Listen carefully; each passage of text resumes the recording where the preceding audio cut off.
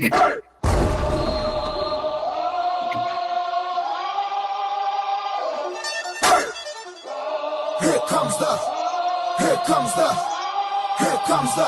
really want it like that. Yeah. Here comes the, no. Here comes the, oh. Here comes the, y'all don't really want it like that. Yeah. Here comes the, no. Here comes the, oh. Here comes the. And welcome back to Sooner Sound Waves. We're here for episode 5 to recap Temple. Look forward to Auburn. I'm here, Iceberg. Alongside me is the Goodfella. And St. Pablo. Sooner, and I do think we might be having a bit of technical difficulty, but that's okay. Welcome, Goodfella. I'm back. All right. I'm back, baby. That's right. You didn't quite get your boomer there. Let's try it again. Say boomer. Still didn't get it. Man, what's wrong with this thing? Okay, we'll get going. Oklahoma Sooners over Temple, 42-3. Gosh, St. Pablo, what are your thoughts on the Temple game? Can you guys hear me? Yeah, we can hear you, but can't see you. So the Temple game, yeah, let's talk about Temple game. The defense was dominant. I think that's a great place to start. Well, the defense was there we go. All right. We held the Temple Owls to just 104 yards. They had a mere 3 points. Welcome back, Iceberg. Tell you what, Iceberg is back. We forced a lot of three. We forced a lot of 3 and outs. I thought the defense was absolutely suffocating once again. Just an impressive night. Starting on the defensive side, I mean, I love Brent Venable's comment about the recess mentality. That there's great chemistry going on out there, right? There's good teamwork. They're having fun. They're playing together. Wonderful deal. Obviously, our big concern, we all know this, and we'll pivot later, but our Mason Thomas's ejection is a big deal, and at least we'll get him back at halftime, like you had mentioned. Iceberg fully rested, but that was a big concern for me on the defensive side of the ball. And on defense, like the Temple Owls had to do multiple times all day long, they had to punt. So now I'm going to punt to the good fella. Received. No, I think that where we start at is our defensive line. I think that's one part of the field to where I feel like we have been playing pretty strong all year. They've made it to where our linebackers, secondary, has had the opportunity to really just have some relaxed games. I think when we talk about our biggest concern going into this season was on both sides of the ball, offensive line, defensive line. And right now, in terms of like our strength, right, currently is our defensive line and our offensive line. But I think we came out very physical. This is our third game to where I felt like we were energized. Venables had them boys ready to play tough football. When you look at what we did in the past 3 weeks, we should truly have 2 shutouts. I think this last game with the interception, bang bang play. But outside of that, our defense have truly slowed these 3 teams down to where I'm pretty confident in regards to how we move forward in our upcoming games. So yeah, just really our defensive line, our linebackers play solid, secondary was solid as well. They didn't pass much, being that we were able to control the box, and that should continue as we go into this week against Auburn. So that's all I had on defense. Solid play all the way around. I don't think there's any changes. There was one play where one of the runs was 20 yards, and that was probably the longest play that Temple was able to do that game, and just a busted play. Outside of that, they were solid. You know, special teams last week was a disaster for us, and to flip that in 1 week, and for them to have a incredible game special team wise, like I'm stoked to see what they were able to do last Saturday. So Minus the backup kicker Shank. He did miss one. The backup kicker, though. well, that doesn't count. Late in the game. Late in the game. That doesn't count. But yes, I agree. Special teams A+ and defense A+. Oh, and, Yeah. and I agree with this ejection. That's ridiculous. They need to really, in my personal opinion, maybe it's this all season. Look at that call and look at how they're calling that head-to-head contact. And it's hard for a defender when we're talking about a split second. Yes, this defender can try to make a move at the last minute, but now are we putting ourselves in a position to where we can injure ourselves? Right? I don't think they're looking at it as in a way to where if I'm a defender, I am going to make a tackle and it's so quick. We're talking about a blink of an eye. Like in some cases, you can't even react that fast, and they're one of these athletes to be able to react in speed of lightning and make a decision of to let up when it's a bang bang play. Um, you know, I'm hoping no one, I don't want no one to be injured. I don't want no one to be put out due to head-to-head contact. But we have to be more realistic on what that looks like. Is it intent? Is it malicious? Or they have to look at all that. And I don't think what they're doing now is fair to all the athletes in these big games when they just truly cannot make a change, and if they're already been committed to that contact. You're risking now them being injured as well. So I don't know how they fix it and what they look at to fix it. But right now we've had several in the past 3 weeks across the NCAA, and some of those calls are not good calls.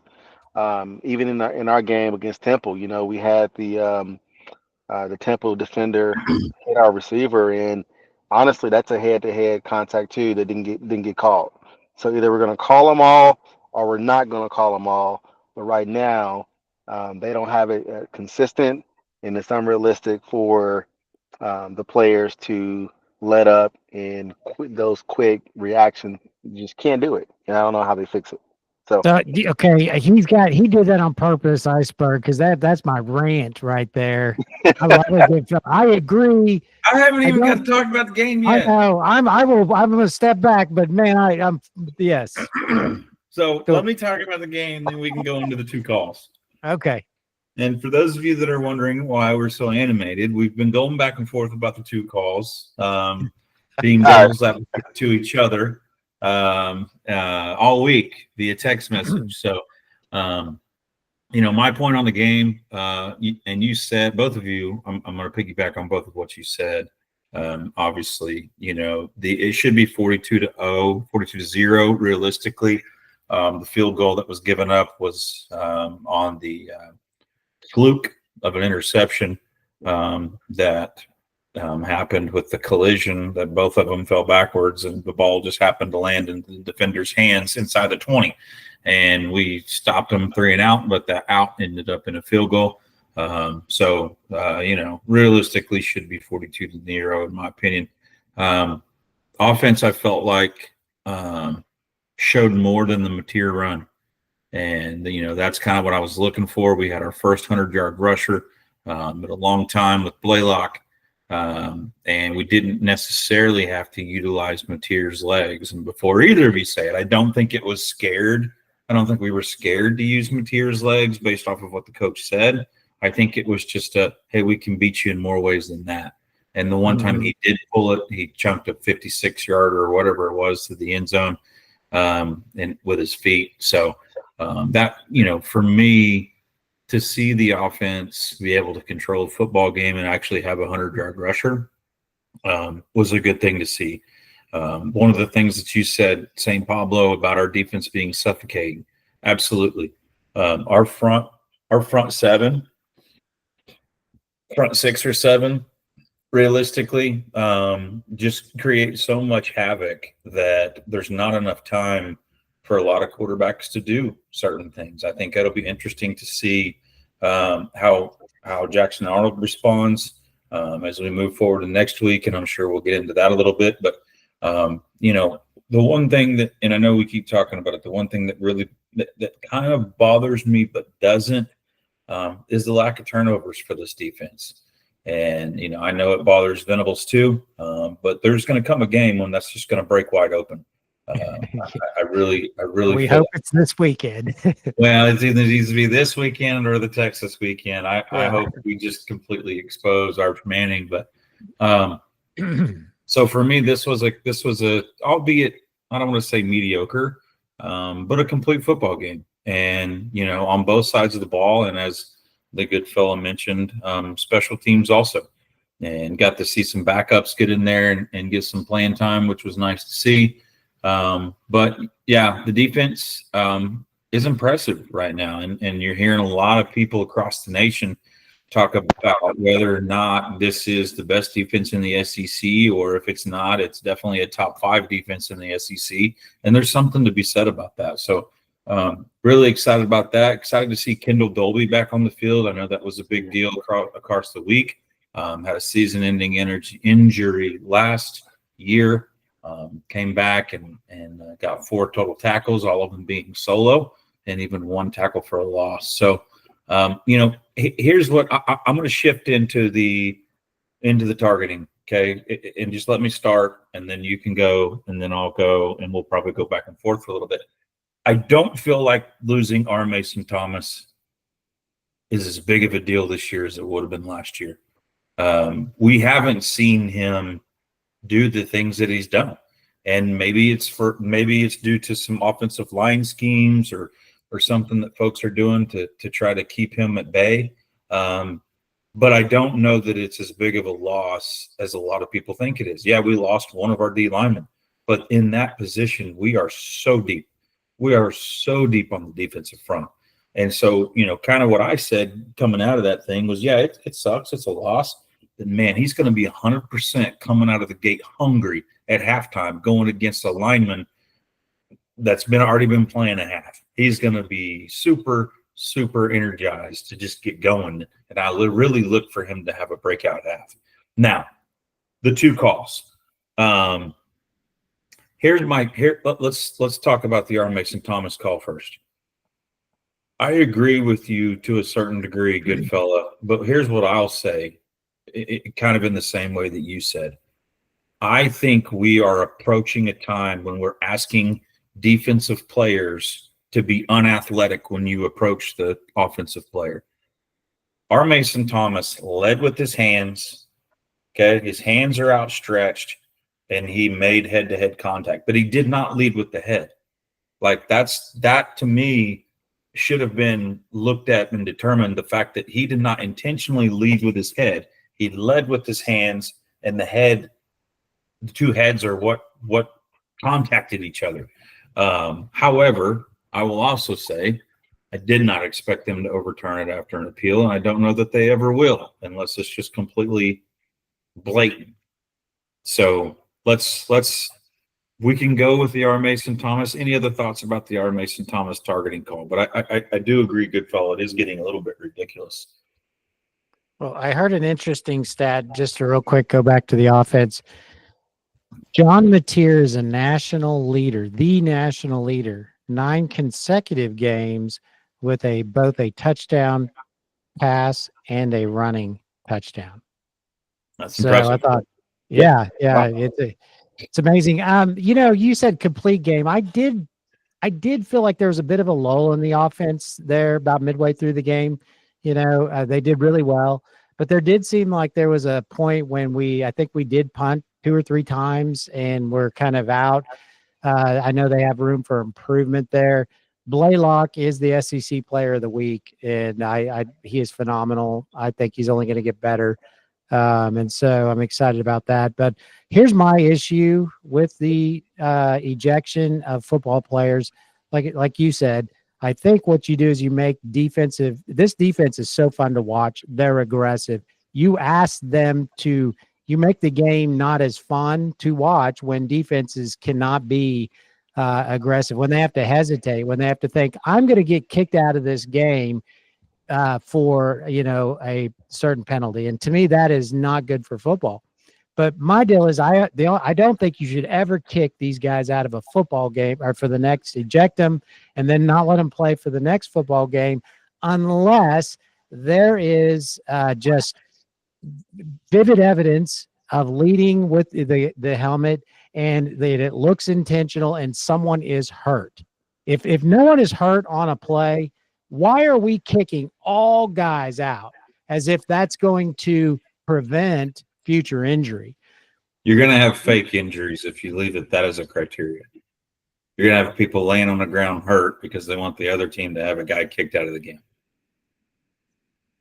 Well, that's a good point. That's a good point. Hey, you know what?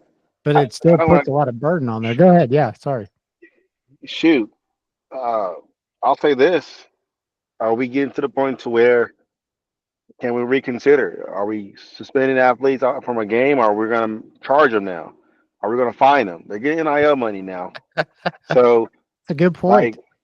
NFL, what are we going to do? Now they're getting paid. So instead of kicking them out of the game, which is costing them, it's really for the team, make it individual. Like, hey, we're not going to hurt your team because you made a bad mistake. We're going to get in your pockets now. And now we're going to have to now start fining these athletes because they're getting paid now for those mistakes. Mm-hmm. Like, okay. Yeah, that's interesting. Yeah. Shifting over to the other side. Let's talk about the interception, the fluke of a deal, where the two gentlemen run into each other and the ball falls in the defender's arms and Keontez Lewis goes out of the game with a potential concussion. I don't even know if I should say potential. When Brent Venables said he hadn't seen him yet and it was Tuesday, that's a red flag to me. Mm-hmm. But let's talk about that hit. St. Pablo, you feel very passionate that was a targeting. So let's talk about it. Yeah, I mean it meets the criteria. It met the criteria of targeting, and then you also had an injured player. And so to me that's the kind of the catalyst. I didn't see it to be like intentional. It's football. It was incidental, but all the quote unquote times that we're officially reviewing this, sometimes even they're lining up there. I forget the Vanderbilt, South Carolina game. I think they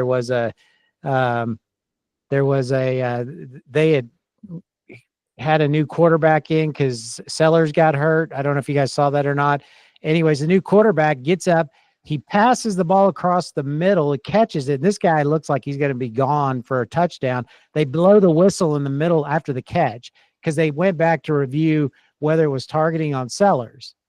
We're reviewing and he had a concussion also is what I'd heard. So, I didn't think it was something that it's just football.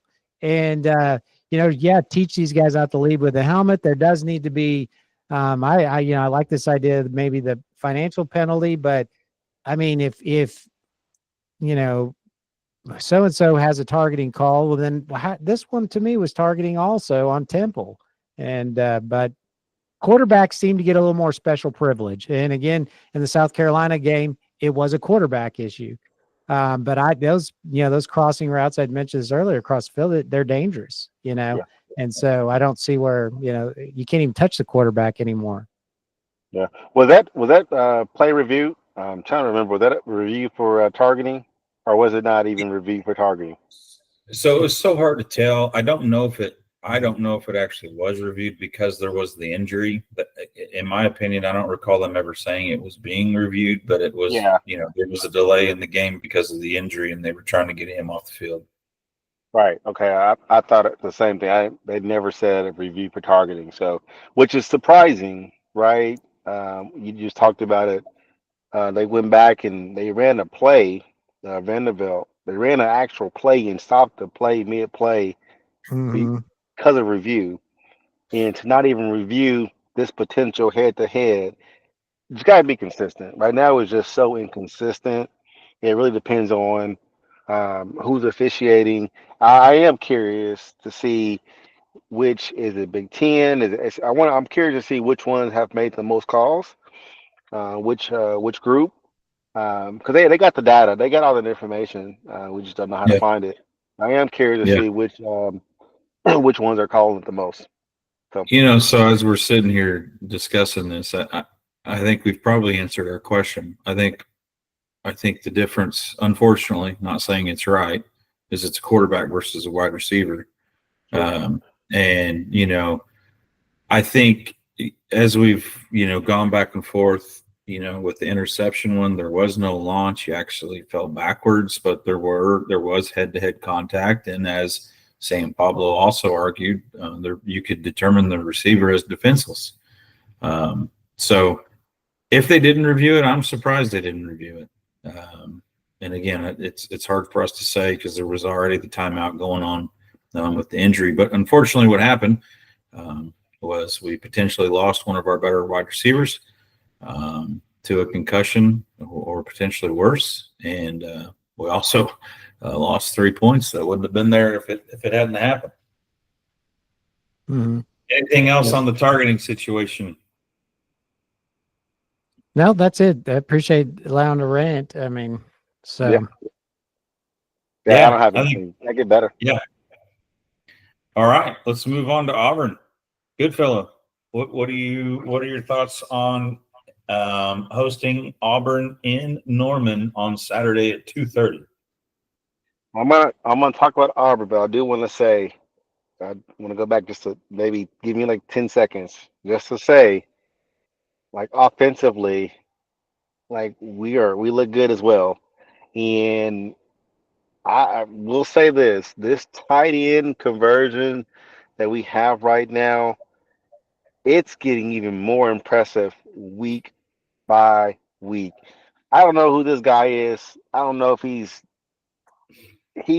surpassed anything he threw for a touchdown. He like he said he's doing blocks, he's doing things to where it is truly, I would not be surprised to see him playing on Sundays um if he keeps this up. Like he's incredible. Well, So we do know he has a horns down tattoo on his leg. ah, listen, He he and needs a Phil statue. got He needs a together after statue. the injury 2 years ago. well, Give him give him a statue in Norman right now. we all got one too that weekend though. Okay. Yeah. Hey, so let me go and talk about Auburn. Uh, You know, it's going to be a good game. You think about Jackson Arnold. I've been just kind of thinking about, last year, 5-star recruit, playing with every week we had injuries offensively on the line. At one point, we didn't have any receivers available. So it's going to be pretty scary to see what he's able to do when he has a healthy line, which their line is incredible. I don't know if you guys been looking them up, but their center and two guards, they've been playing together for 2 or 3 years. They end up getting a transfer in, I think, from USC, and another transfer in. So their line is top tier in terms of where they are. So it's going to be interesting to see if we can, our defensive line and our offensive line, to see what we can do. I think if we can get them in some third down and long situations, I think we are favorable in those areas. They are going to try to run the ball. So I am. we'll see. Well, we will see what we do in the box. Even Seth Latrell, he was fired in October last year. So Jackson had a rough year last year, and we didn't recruit him for nothing. I think he's a really good quarterback, but he was just set up in a situation to where I don't think any quarterback, you put Mateer in that offense last year, he's not the same person. He just didn't have the odds were not in his favor. So it's going to be closer than what I even imagined going into the season. But I do think we got an edge defensively, but we definitely have to control the line of scrimmage. If we can do that, we have a really good chance to win this game. So I do have us winning, but it's going to be very, very, very close. St. Pablo. Yeah, this is the first ever trip for Auburn to Norman. The series is 3-0 Sooners. Close one last year on the road. Auburn's rushing attack is very good. I think it's going to be a matchup on OU's offense versus Auburn's defense. I don't think their defenses look real good this year.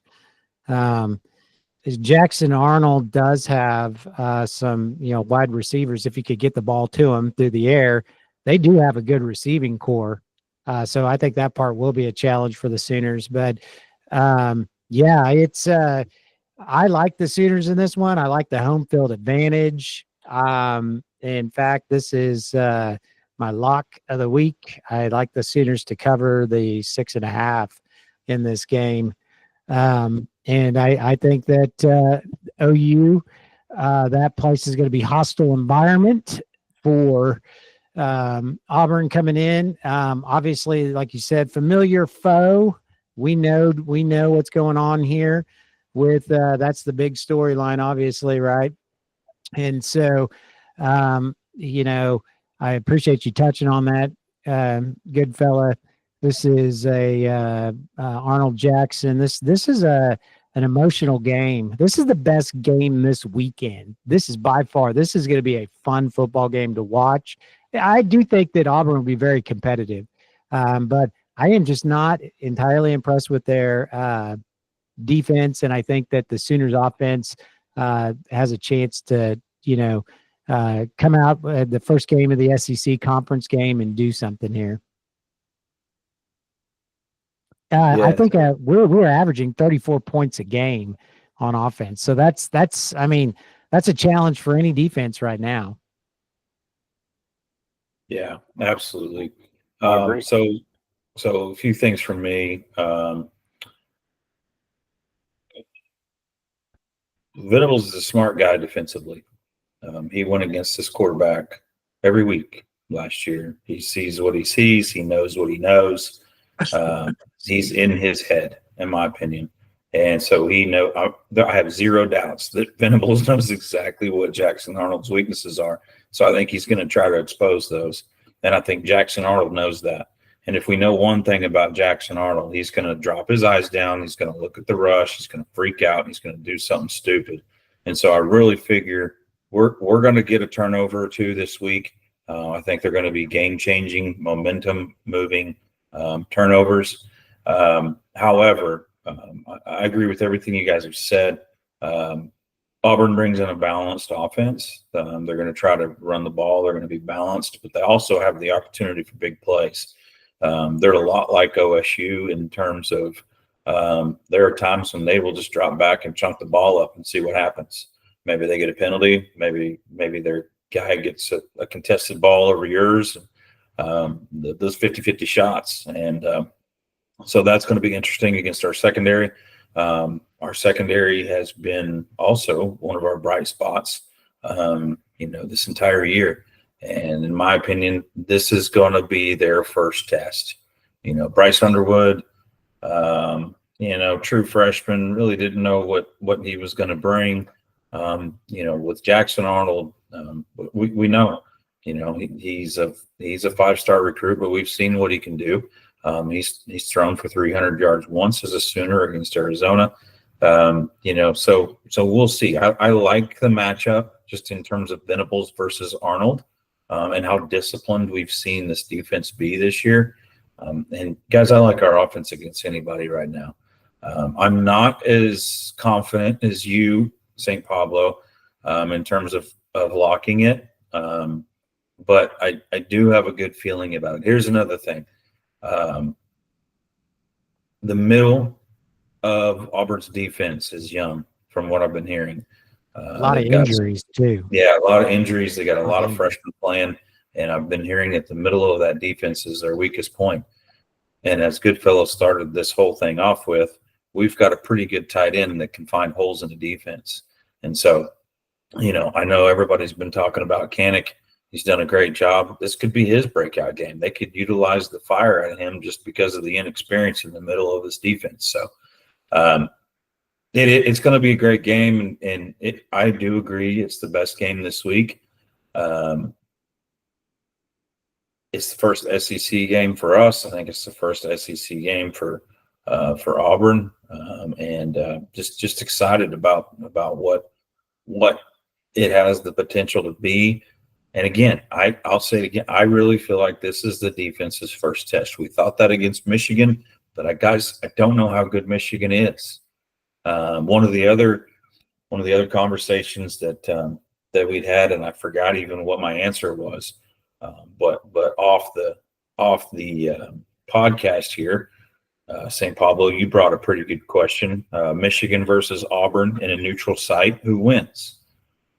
And again, I don't remember what I said then, but having seen Michigan and thinking maybe they're a little bit overrated, and not having played Auburn, I think I'm going to go with Auburn would win that game. Yeah, that's fair.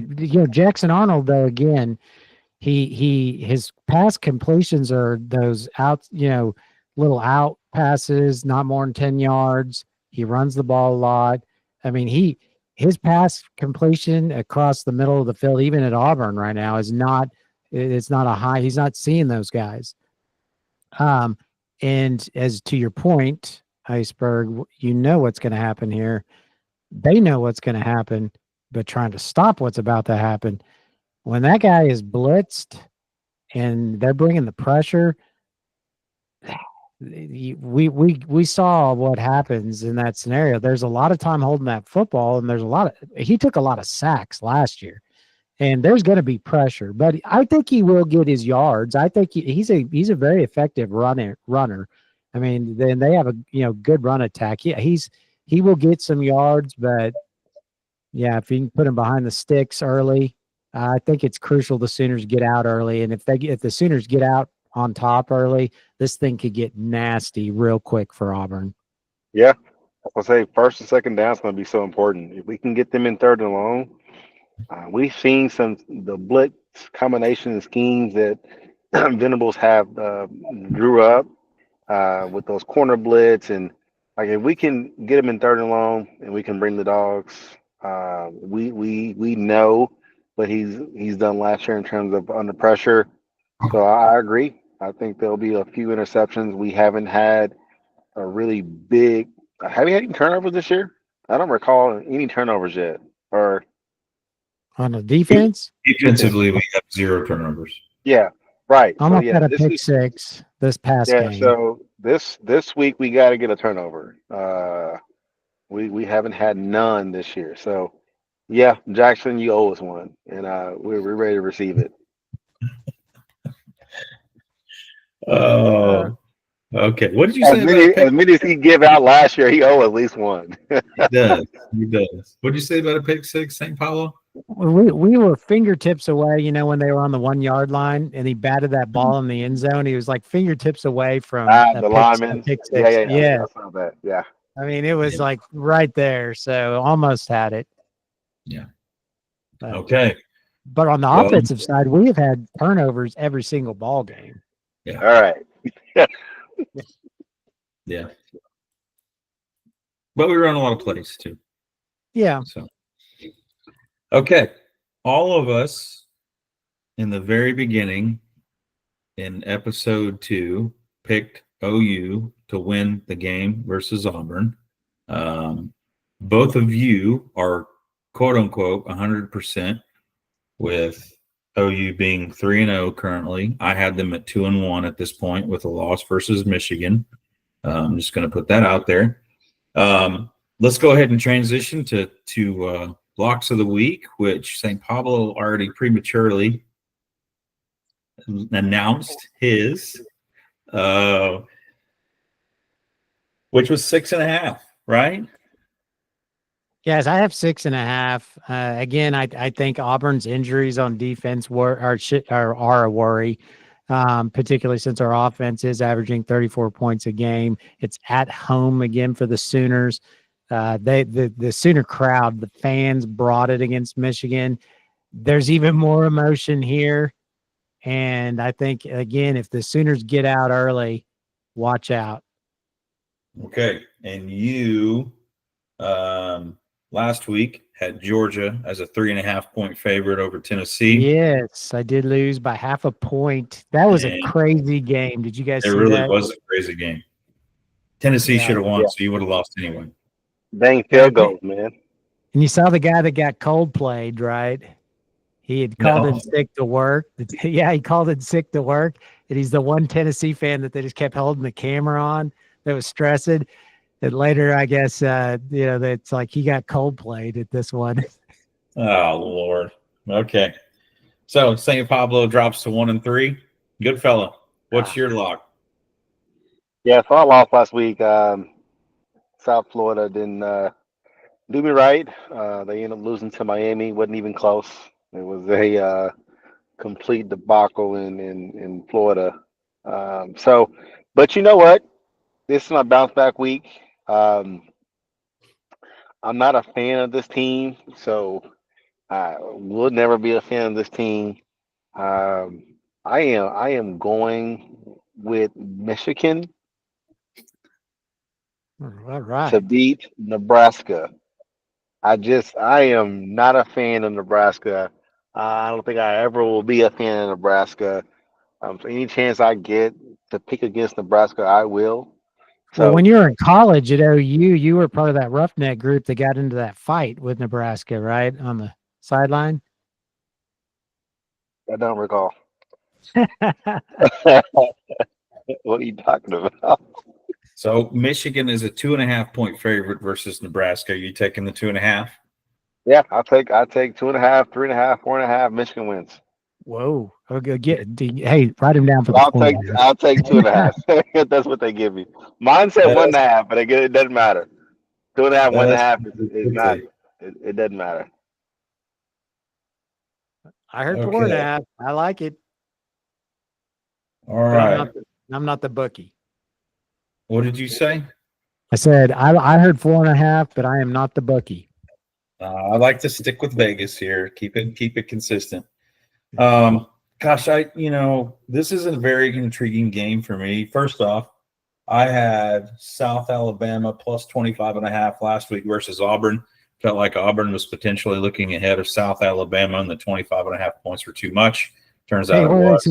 Yeah, can I ask you a question? Because that was a really good call and strategy. But do you think it was a look ahead, a combination of a look ahead, and they're not as good as we thought they were, or they're just not as good as we thought they were?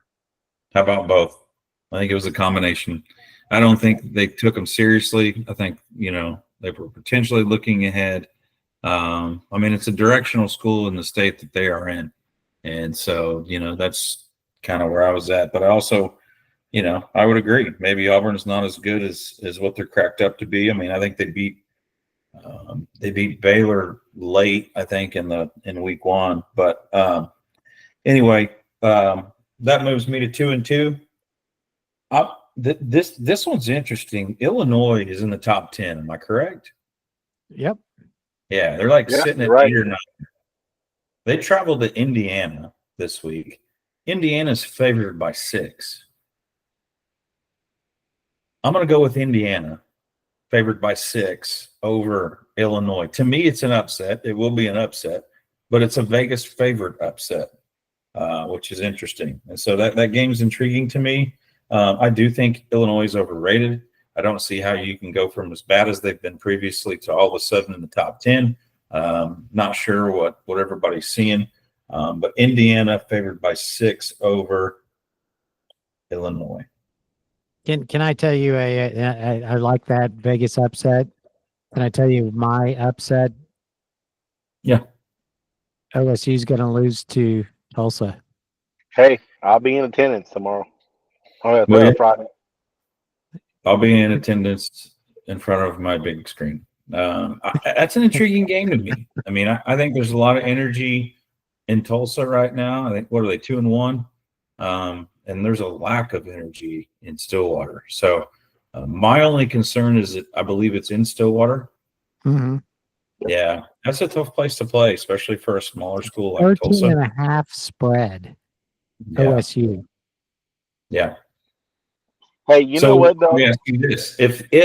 If, and don't go back and mark this at 40 minutes and 17 seconds, but if we all said, let's just all pick that game, not for a record, for the heck of it. Let's all pick that game.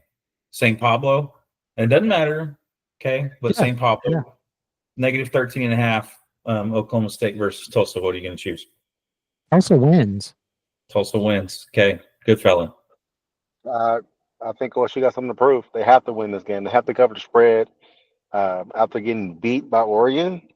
If they don't come out and try to put as many points up on Tulsa, they are going to get beat up so much in the Big 12. So they have a point to prove, and they are going to dominate Tulsa. They're going to figure out to dominate Tulsa. So I think Oklahoma State wins too. I don't know about a dominating victory, but let's circle back to you, St. Pablo. Tulsa wins. Does Gundy get fired immediately? I don't think they fire him immediately. No. I think Gundy has established himself enough to make it through whatever rough of a season they're going to have, but they are. Losing to Tulsa is not as big a deal as what you'd think. I mean, Notre Dame lost to Tulsa at Tulsa years ago. My man John Flanders caught the interception at the end to secure that victory. Midwest City graduate, also 6A 400 state champion at low 48.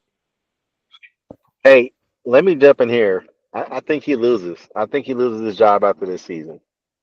Oh, after this season, he's gone. Yeah. You think about how many coaches he fired last year. I think he ended up letting go his entire defensive staff. Some other coaches as well. Like, they're already on the hot seat. OSU is already on the hot seat. Especially when you think about, the Sooners leaving the Big 12 and how people felt what we're going to do last year. Like right now, we handed the Big 12 to OSU. Everyone believed they should be the best team in the Big 12, and they haven't done nothing. They have not looked good at all in the Big 12. And if he believes he can continue to hold on to those previous wins, like, this is a new day and age. Like, you're going to start losing athletes. You're gonna have athletes leaving that campus. Shoot, we got a DN that left. Like, you're going to have players leaving because they don't believe in the coach. And that's what's happening. To Gundy's point, though, Goodfella. To Gundy's point, it's not all his fault. We saw this. The keys you said to me, the keys were handed to OSU, but they did nothing. You know who did do something when they saw Texas and OU leaving the conference? They're one of the top 10 spending universities right now, and it's Texas Tech in Lubbock. Yeah. The administrator, they didn't do. This was your time to just pour cash, do what you need to do. They're out, take over the Big 12, and so I think he's got a point. That's why I mean, he's on the hot seat, or everyone out there, they're dump the money and take over. But you have to spend money, and I think that's what he's passive aggressively saying when he gets into it with the coach out at Oregon. Maybe he's sending a shot right now. Yeah, at his own head, man. Yeah, I just think That Stillwater. doesn't go well, does it? No, Stillwater's hungry for a change, and I don't think he's doing himself any favors. So you think he's done?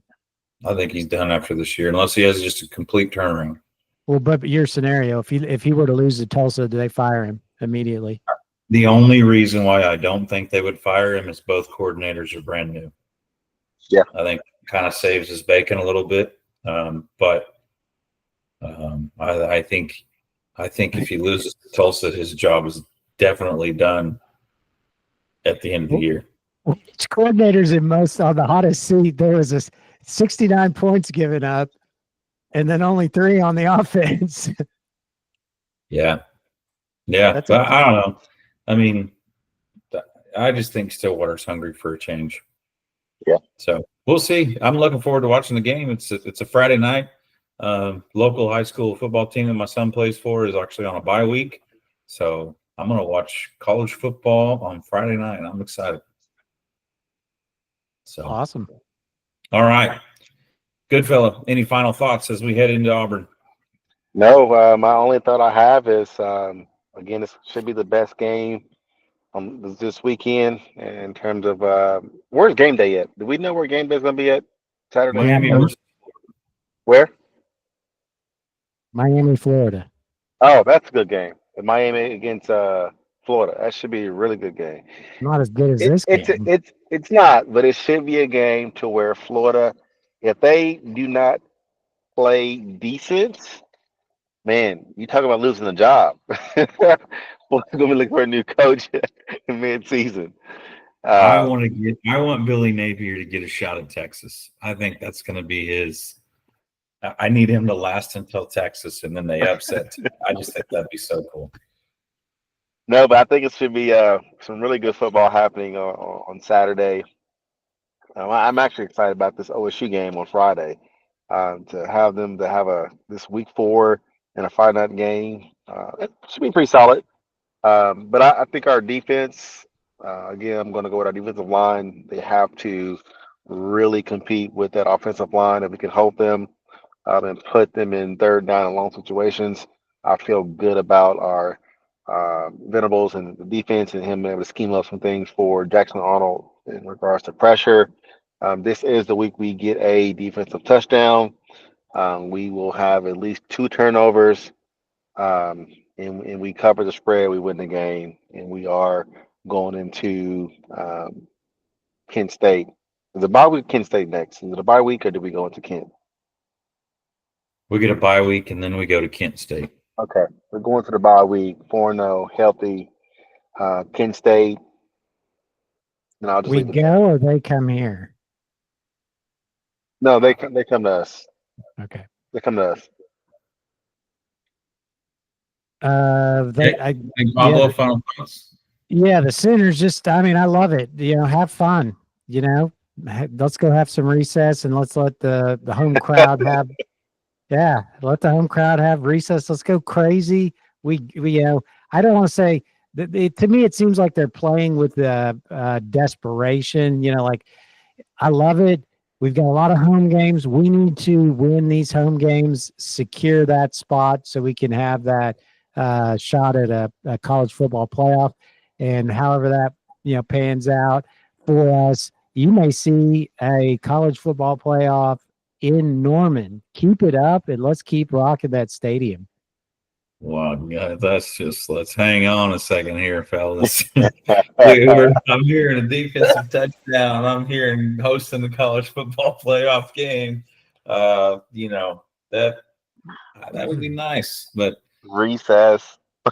one game at a time here. Let's see how these Sooners come out against Auburn, and this will be our first true matchup, in my opinion. Again, as I mentioned, my thoughts on Michigan. So, but anyway, yeah, looking forward to it. Great weekend in Norman, and that'll do it for episode 5.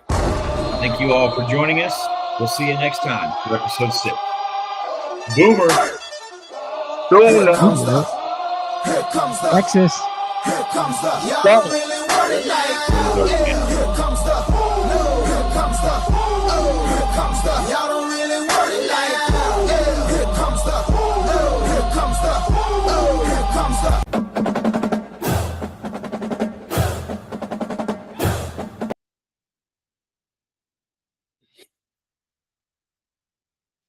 Bye, guys.